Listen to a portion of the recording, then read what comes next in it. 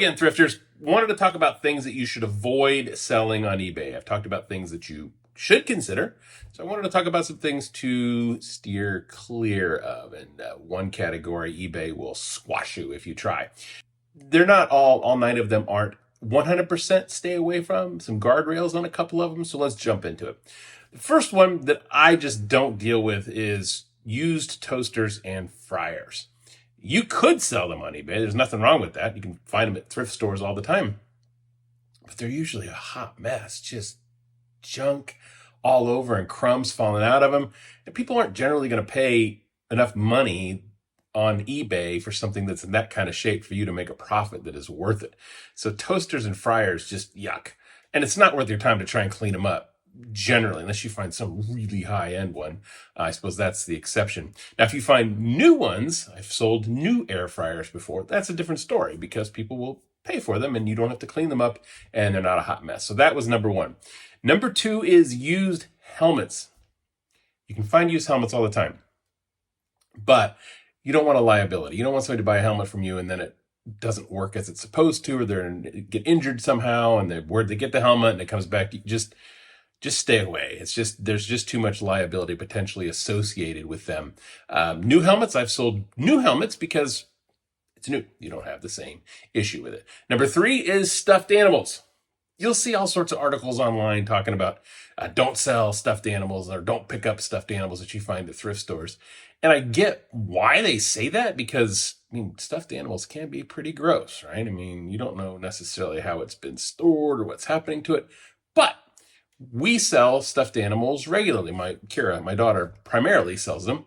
And you just have to be smart about it and check it out. Give it the sniff test. Does it smell bad? Does it smell like smoke? Does it smell funky? Because that's not going to be any good. What's it look like? What kind of shape is it in? And they can be fine. And we've sold, like I said, it's mostly Kira. She's sold dozens of them. Big ones, little ones, all different kinds. And it's never been a problem. She tries to find the new ones, which is even less of a problem because they are new.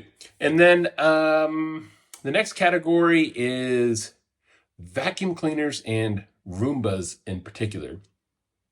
This kind of gets back to the air fryer category with them being gross. So vacuum cleaners, you can find vacuum cleaners that are good. Some of the old ones, the Filter Queens that have the bags in them or are really containerized somehow, those can be worth it. Now they can be super bulky and hard to ship, but they can definitely be a niche that you could play in.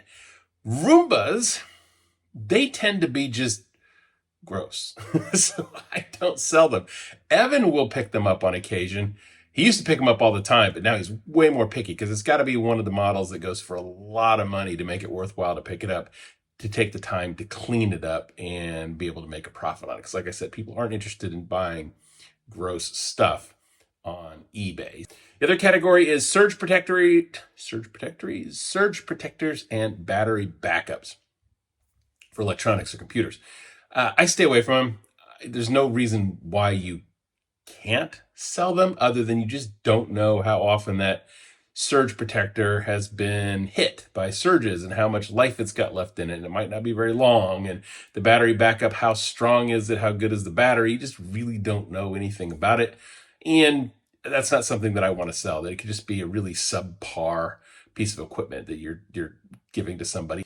Another one that I definitely stay clear of, can cause problems, is strollers and baby equipment in general, whether it's playpens or cribs, anything for infants, because what may have been okay, got a recall on it 5 years later, you don't know about it, you picked it up at Goodwill and you sold it, and now a kid ends up getting hurt or getting killed on the item that was the problem. Now you sold it, you've got a problem. There's some liability there. So I just stay away from baby equipment as a general rule because there's just way too much liability associated with it. Generally, it's really big anyway, so it's hard to ship. Another one that's on the gross meter is Keurig coffee machines used. They just can be nasty when you pick them up. So if you're thinking about selling one of those, give it a good look over. And I've heard stories of people buying them and then having cockroaches inside of them. I don't know if that's true or not, but I could see that happening. So you really got to check it out. And they don't go for that good of money generally. I mean, you can still make some money on them, but really think long and hard before you pick up a Keurig machine. Now, if it's new, have at it. It's brand new. Nobody cares there. And then two more is CPAPs, which is the sleep machines. People will try to sell those, and you cannot sell those on eBay. eBay will shut that down because it is a prescription device. It is a medical device, and it's by prescription only, so you cannot sell it on eBay. So more globally, any sort of prescription medical equipment cannot be sold. Now, the supplies that go along with CPAPs, whether it's tubing or the mask, you can sell those on eBay. You can that will work just fine, but not the actual machine. And then the final category is puzzles. Now, there's nothing wrong with selling puzzles on eBay. It's not like they're gross or anything like that. But if you buy a used puzzle, are all the pieces there? Are you going to count all 1,000 or 5,000 pieces? Maybe you need to put the puzzle together to make sure they're all there. Is it worth your time? Maybe it's worth your time. If you love doing puzzles, you just want to do it and then you want to sell it. Have at it. But I steer clear of puzzles just because you never know if all the pieces are there unless you go through the tedium of counting them all. Now, maybe it's a really weird puzzle and it's worth a lot of money and it's worth it to count it. But as a general rule, use puzzles unless you're doing a lot of due diligence on them. Stay clear. New puzzles, on the other hand, again, have at it. You know all the pieces are in there and you can make some money on it. Although I've never really seen puzzles be a high dollar category. So that's something to keep in mind. And then kind of a subcategory with puzzles is games. Now, I've sold games. I will still sell games, but they can be tedious as well because you got to take the time to make sure that all the pieces are there. And how much time does that take? It can take, 15 minutes.